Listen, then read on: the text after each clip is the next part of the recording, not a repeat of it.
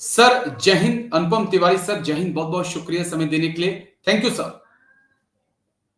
जय हिंद राजेश जी, बहुत बहुत शुक्रिया आपको और आपके तमाम दर्शकों को नवरात्रि की बहुत बहुत शुभकामनाएं। थैंक यू सर, आपको भी, तमाम दर्शकों को नवरात्रि की बहुत बहुत शुभकामनाएं। सर, एक बड़ा अहम इश्यू था दरअसल। कुछ ऐसी खबरें आ रही हैं कि एमएसपी को लेकर एक बड़ा फेरबदल 8th पे कमीशन में हो सकता है। जवान और जेसीओ की एमएसपी अलग होगी। जवान को 12,000 की बात आ रही है, जेसीओ को 18,000 और अफसर को शायद 24 से 25,000 एमएसपी की बात आ रही है। हम कैसे इस बड़े फेरबदल को देख सकते हैं? हालांकि अग्निवीर को लेकर इसमें फिलहाल कोई जिक्र नहीं है, लेकिन उसकी बात में बाद में आपसे करूंगा। कितनी पॉसिबिलिटी देख रहे हैं, क्योंकि गेम जो है एमएसपी की वो मोदी गवर्नमेंट के पाले में है। हाईकोर्ट, सुप्रीम कोर्ट अपने हाथ खड़े कर चुके हैं। उन्होंने कह दिया कि सरकार का मसला है, वित्त विभाग का मसला है, फाइनेंस मिनिस्ट्री का मसला है। तो उम्मीद कर हम करें कि हमारी भूतपूर्व फाइनेंस मिनिस्टर, भूतपूर्व डिफेंस मिनिस्टर जो अब प्रेजेंट में फाइनेंस मिनिस्टर हैं, निर्मला सीतारमण मैम, वो एक बार एमएसपी को लेकर विचार करेंगी सर। देखिए राजेश, एमएसपी एक ऐसा इशू है जिसको लेकर के पुराने पे कमीशन में भी काफी चर्चाएं हुई थी। पहली बार एमएसपी इंट्रोड्यूस करी गई थी और जी उसमें जवान और अफसरों के अलग अलग स्लैब बनाए गए थे, इवन एमएनएस के भी अलग स्लैब बनाए गए थे। थोड़ा सा विरोध भी हुआ था कि चूंकि अगर आप इसको मिलिट्री सर्विस पे कह रहे हो तो ये सबके लिए बराबर होनी चाहिए या तो फिर नहीं होनी चाहिए, इसमें अलग अलग कोई क्राइटेरिया नहीं होना चाहिए था।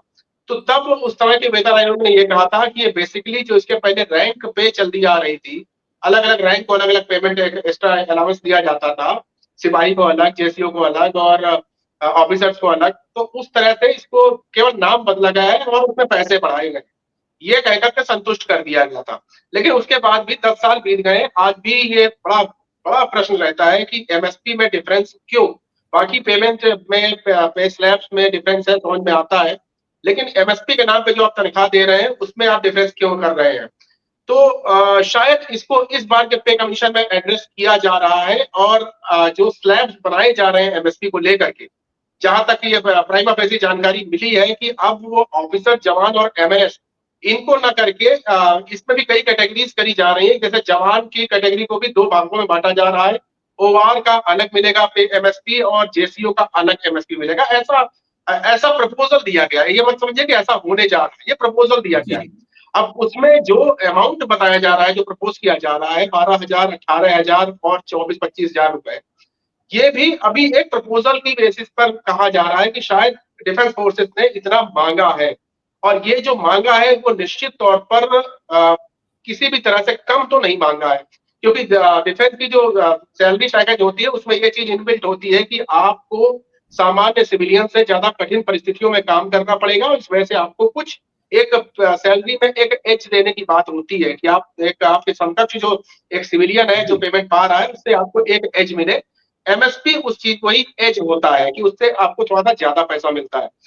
तो अब अगर ये किया जा रहा है तो बहुत वेलकम मूव है। मैं तो मानता हूँ बहुत सेटिस्फैक्टरी बात है कि कम से कम इतना एमएसपी तो होना ही चाहिए। बाकी फिटमेंट फैक्टर क्या आएगा, पेमेंट कितनी बढ़ेगी, वो तो अलग इशू है। लेकिन अगर सिर्फ हम मिलिट्री सर्विस पे की बात करें तो ये कम से कम इतना, ओआर को 12,000, जेसीओ को 18,000 और ऑफिसर्स को कम से कम 25,000 रुपए, 24-25,000 रुपए इतना मिलने चाहिए। ये कोई बहुत ज्यादा डिमांड नहीं है, ये हमारी परिस्थितियों को देखते हुए, हमारी जो आगे आने वाले चैलेंजेस है उनको देखते हुए ये होना चाहिए। अब सरकार को ये बात माननी चाहिए। अब सरकार मानती है, नहीं मानती है, या इसमें कोई संशोधन करती है, ये बात सरकार के हाथ में है। तो अभी ये आप ये मान लीजिए कि प्रपोजल है, प्रपोजल को एज इट इज सरकार स्वीकार कर लेगी ऐसा आज तक तो नहीं हुआ है। इसमें कुछ फेरबदल जी जरूर होगा, क्योंकि सरकार को बहुत सारी चीजों पर कॉस्ट कटिंग करनी पड़ती है, कैलकुलेशन करने पड़ते हैं। वो पैसे कहाँ से लाएंगे, पैसे कैसे देंगे, बजट कैसे इसको अपना सिस्टम में रखेगा, वो सब चीजें देख करके सरकार इसको अपने हिसाब से मैनेज करेगी। लेकिन चलिए, प्रपोजल वाइज अगर ये किया गया है तो ये एक अच्छी शुरुआत मैं मानता हूँ। जी। लेकिन ये शुरुआत अच्छी है, लेकिन मैं पढ़ रहा था, मुझे कहीं इसमें थोड़ा सा अग्निवीर का जिक्र नहीं मिला कि अग्निवीरों के लिए भी कोई एमएसपी। जवान की बात आ रही है, जेसीओ की बात आ रही है, अफसर की बात आ रही है। क्या अभी हम अग्निवीरों को साइड में देखें कि उनके नाम पर कोई चर्चा नहीं है? देखिए राजेश, अग्निवीर का जो कॉन्सेप्ट है वो इसी सरकार ने अभी 10 साल भी नहीं हुआ उसके पहले दिया था, 4-5 साल पहले ही जी। दिया था। तो अब ये चूँकि नया कॉन्सेप्ट है, इनके लिए पेमेंट्स, पर्क्स एंड जो भी चीज़ें होती हैं, वो सरकार ने सोच के रखा होगा और उसी के हिसाब से काम कर रहे हैं। अब हमको ये वास्तविकता स्वीकार करनी चाहिए कि अग्निवीर को आप सामान्य जो सैनिक या ऑफिसर जो पहले से पूरी सेवा दे रहे हैं, उनसे आपको कंपेयर नहीं करना है। अग्निवीर इस सरकार की सोच है और वो इस सरकार ने अग्निवीर के लिए कुछ सोचा होगा। जब पे कमीशन की बात आएगी तो निश्चित तौर पर पेमेंट उनका भी बढ़ेगा। मिलिट्री सर्विस पे के रूप में या किसी और रूप में उनको कितना फंड दिया जाता है, ये टोटल सरकार डिसाइड करेगी। चूँकि अग्निवीर जैसा सिस्टम पहले नहीं था, इसलिए हम पहले से कंपेयर उसको नहीं कर सकते। हम यहाँ पर जो भी बात कर रहे हैं, खासतौर पे मैं जो बातें कर रहा हूँ, मैंने 3 पे कमीशन देख रखे हैं एयरफोर्स के अंदर और जब हम कंपेयर करते हैं तो तमाम चीज़ों का कंपैरिज़न पुराने पे कमीशन से करते हैं।